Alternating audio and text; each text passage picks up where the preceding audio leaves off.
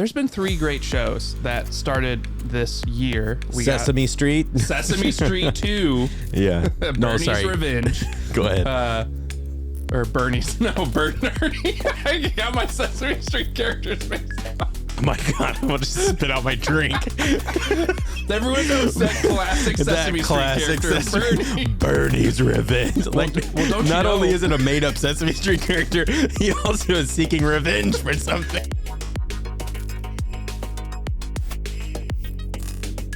I find myself at this era in my life with more responsibilities, less free time, really appreciating shows that can deliver to me a perfectly round setup payoff episode and just one 40-minute to 1 hour experience. And that way I got what I wanted and I can move on, and I'm not like, I don't have 3 hours to get through all these, like cliffhangers each episode. Like I only have an hour. I just got home from work, So I'm loving the structure of Poker Face. Sometimes it feels like the 10 episode long arc, though I love those shows.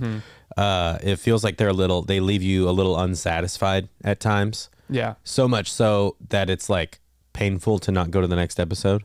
I think sometimes people hear episodic and then they equate that with formulaic.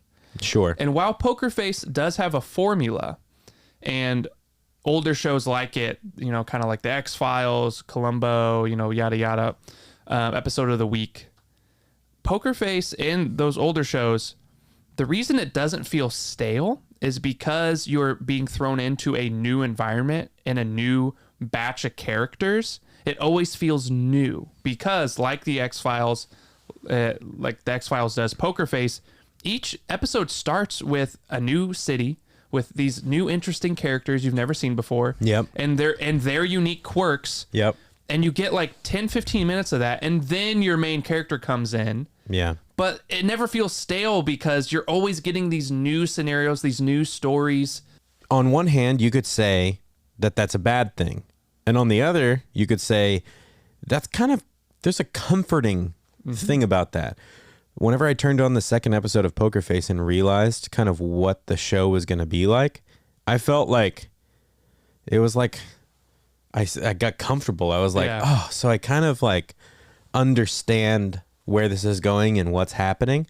And I think some people would say that that's a bad thing, but I think it's a great thing because, first of all, you get that comfort that you don't always get from modern TV shows. Because, I mean, let's face it, really since Game of Thrones and Breaking Bad and shows like that started coming out that were super unbelievable TV shows, but like main characters would die.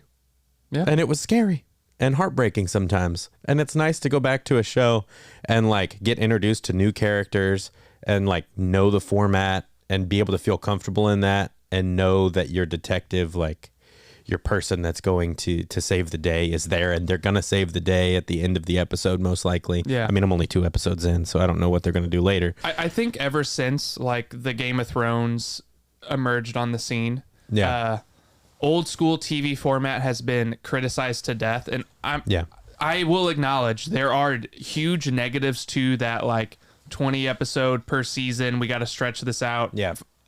Monster of the Week episodes. Yeah. Yeah.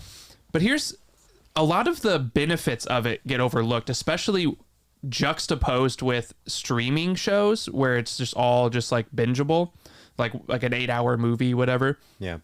Is there's actually more creative freedom in a formulaic show. And here's why. You'd think, wait, how can there's a formula?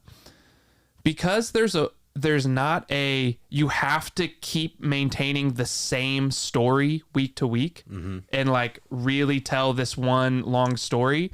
Because of that, you can actually take episodes and break formula.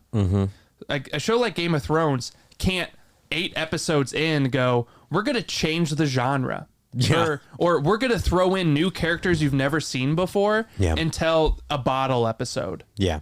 It can't do that. It has to keep forward dramatic momentum. Yeah. Because it's like, we have to figure out, did Jon Snow, did he die or is he coming back? Are they related? You know, you have Bro, to keep spoilers. Yeah. Yeah.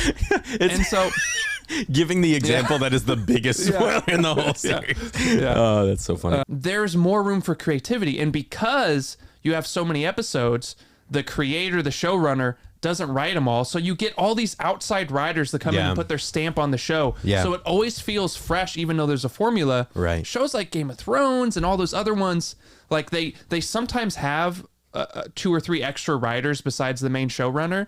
But it's usually driven by the showrunner. The single voice, yeah. The single voice. And shows like Poker Face was Rian Johnson wrote and directed 3 episodes. The other episodes are written and directed by different people. So there's more room for creativity and differences. And already just in the first 4 episodes, there's a couple directors that did something like very interesting and different that I found fresh. It's like, I love Rian Johnson, but it would start to feel stale. And I think he knows this if he did all 10 episodes. Yeah, but I think what we're trying to say is there's room for both of those, because I feel like for a long time, people that love Game of Thrones or HBO style of like long form television have thrown away network format TV. And I've been one of those guys for sure, where I was like, I am done with that style of television. I never want to watch it again.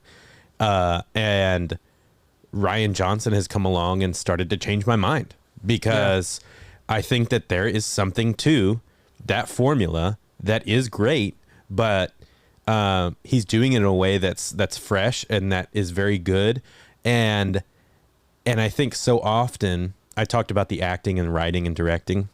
So often the quality is lower whenever you get into that style of television. But what he's proving is that, no, you can make it super good, really high quality. The acting can be great. And we can use this formula and have the best of both worlds a little bit.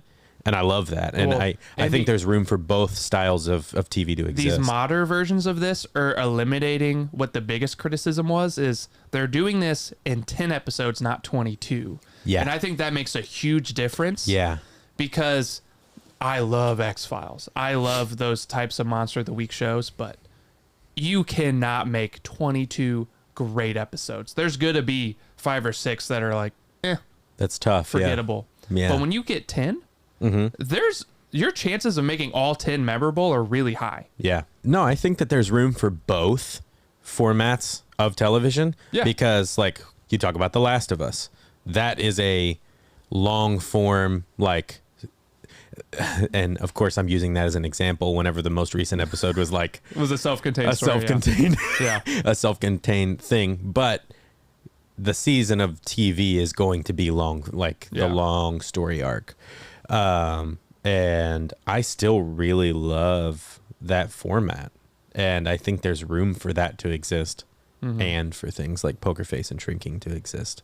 All right. Well, that has been this episode. If you haven't seen a majority of the shows we talked about, get on it. Yeah. Go watch Poker Face. Yeah, do it. You won't regret it. Yeah. Even if you think you won't like it, just go watch the first episode. You're going to love it. You'll love it. So until next time, see ya. Bye.